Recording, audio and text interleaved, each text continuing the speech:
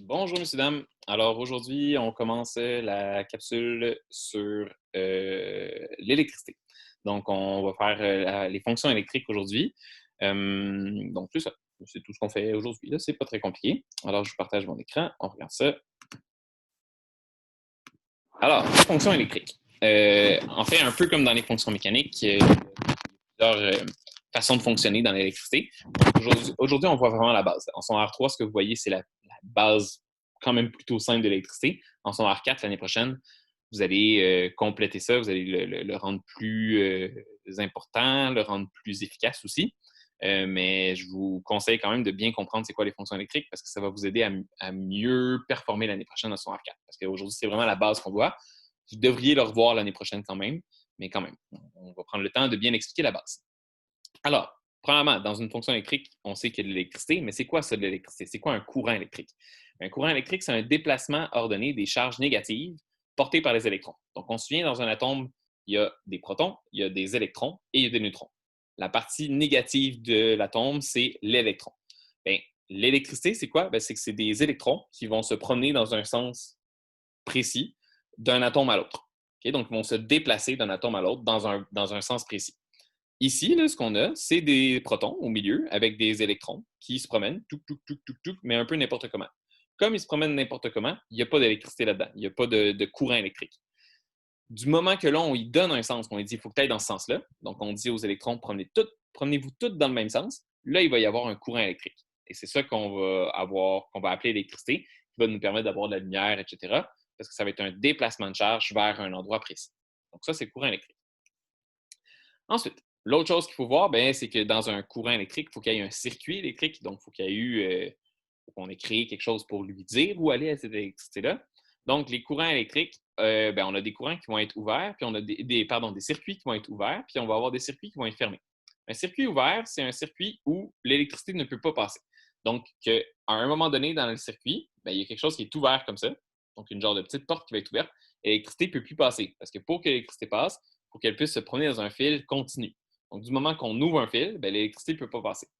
Quand le circuit électrique est fermé, donc le fil va être rabattu puis il va pouvoir continuer dans le bon sens, ben là, l'électricité va pouvoir passer.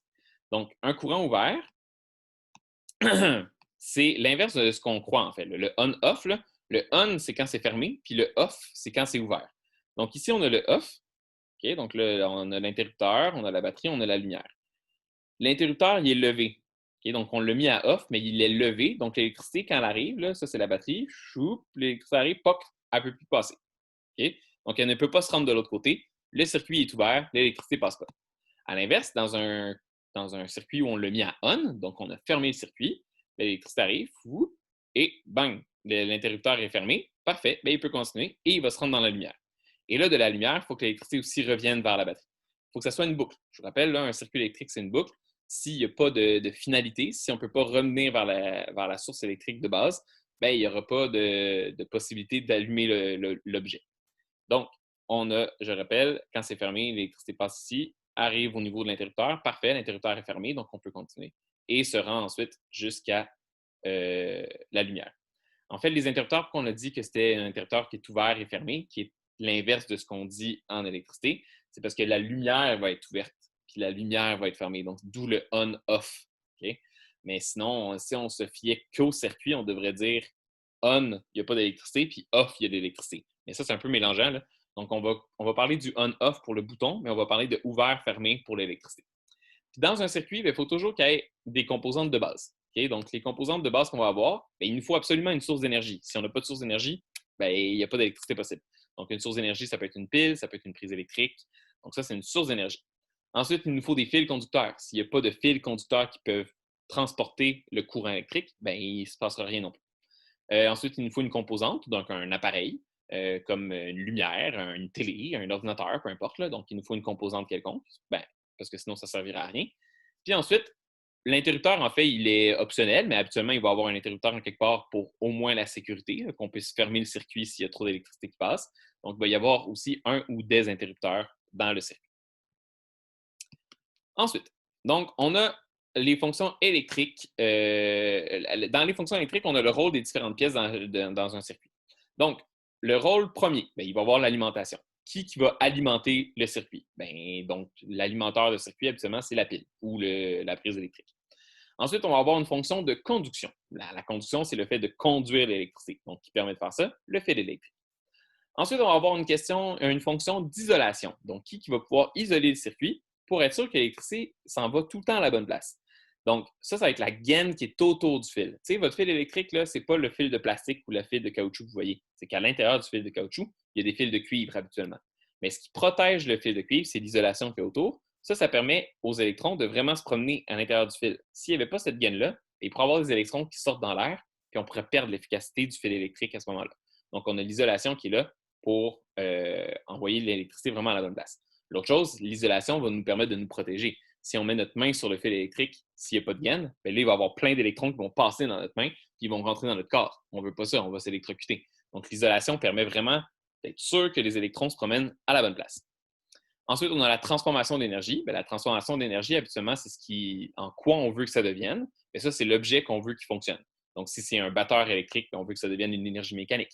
Si on a une lumière, on veut que ça devienne une énergie lumineuse. Si on a une radio, on veut que ça devienne une énergie sonore. Donc ça, c'est vraiment l'objet qui va venir transformer notre électricité, notre énergie électrique, dans une autre énergie. On a la commande. Bien, la commande, c'est qu'est-ce qui va nous dire, bien, oui, je veux que l'électricité passe ou non, je veux que l'électricité ne passe pas. Donc, l'interrupteur, par exemple.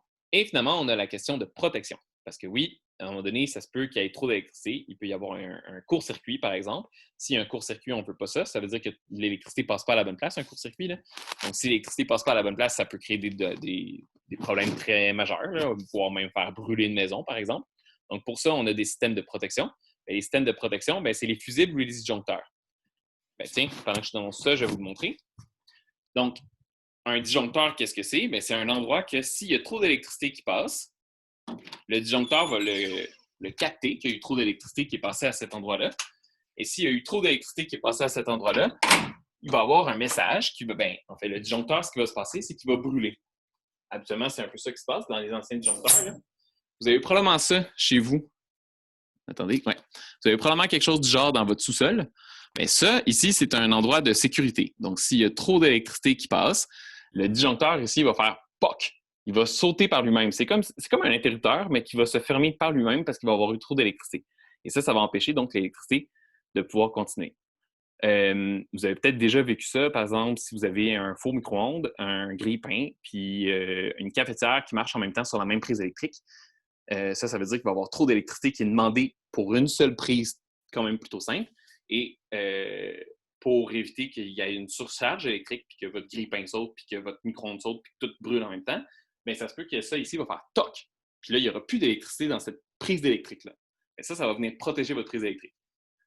Aujourd'hui, l'avantage, c'est qu'on peut revenir assez facilement. On arrive, puis on a juste à faire POC, puis c'est comme un interrupteur. Fait qu'on le remet à la bonne place, puis il n'y a pas de problème. On fait juste dire « Hey, part pas la cafetière, le grille-pain, puis le micro-ondes en même temps sur cette prise-là. » Ça ne marche pas. Fait que là, tu fais attention, puis il n'y aura pas de problème. Avant, ce qu'on avait, c'était plus des fusibles. Les fusibles, c'était des petits fils électriques faibles. Et quand il y avait trop d'électricité qui passait dans les fusibles, le fusible brûlait. Donc, le fil électrique cassait, en fait. Donc, s'il cassait, après ça, c'était plus possible de pouvoir l'utiliser. Il fallait changer le fusible. C'était un peu moins pratique. Donc là, aujourd'hui, on a l'avantage d'avoir des disjoncteurs, que c'est juste un interrupteur qui saute. Mais avant, quand c'était un fusible, c'était moins pratique. Il fallait le changer au complet. Donc ça, c'est la question de protection. Pardon. Ensuite, donc, quelques interrupteurs. On en a quelques-uns. Il y en a plus que ça. On a les interrupteurs à levier. Donc ça, c'est un peu... on va voir souvent ça dans des circuits que vous allez créer justement l'année prochaine en secondaire 4. Là.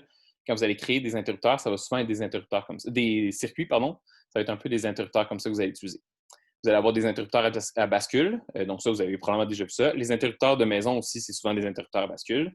Ou des interrupteurs à bouton pressoir. Donc votre ordinateur, souvent, c'est un bouton pressoir. Les trucs de sécurité dans les machineries lourdes, là, vous avez peut-être déjà remarqué en sciences, là, dans les locaux de sciences au niveau des machines et outils, il y a des boutons, par exemple, sur la perceuse, il y a un gros bouton rouge.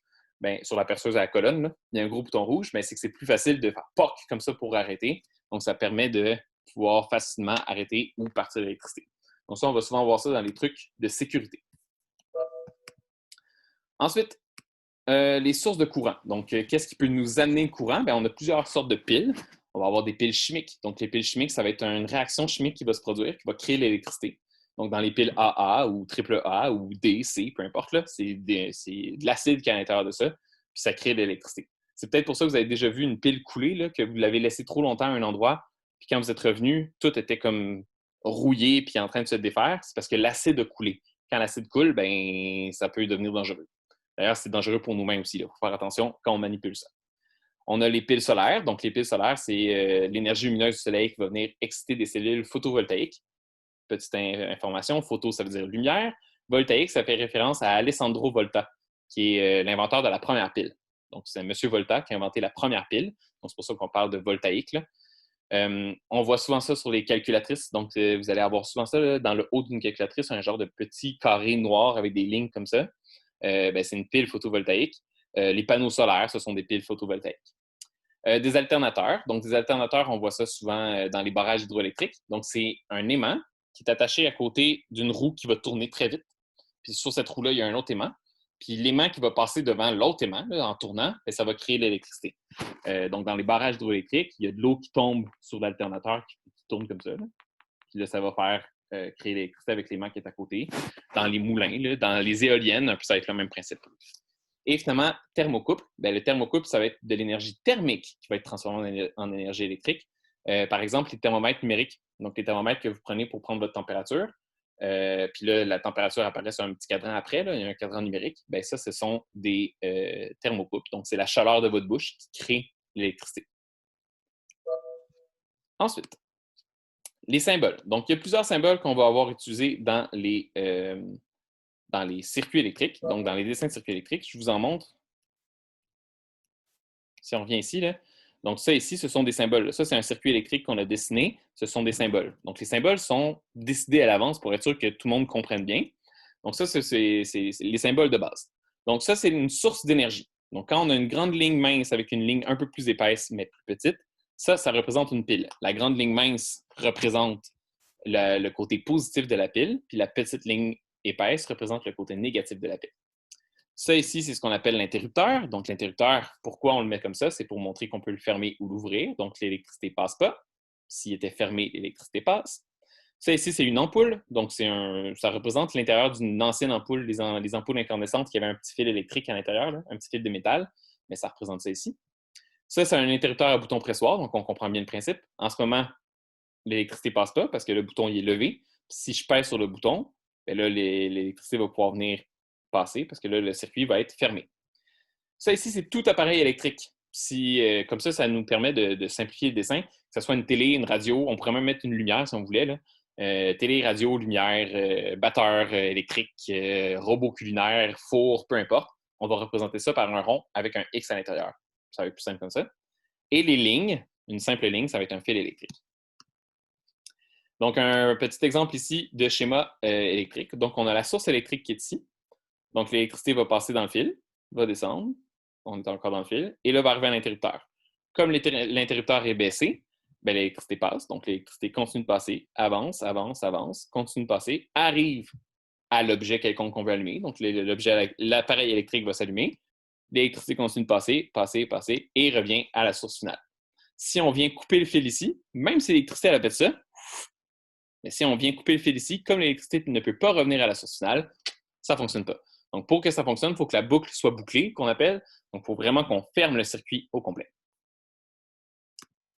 Et voilà, donc c'est tout pour aujourd'hui. Donc, vous pouvez faire les pages 323 à 326 de votre cahier. Et si vous avez des questions, je vais être disponible demain sur Zoom vers 13h30. Bonne fin de journée!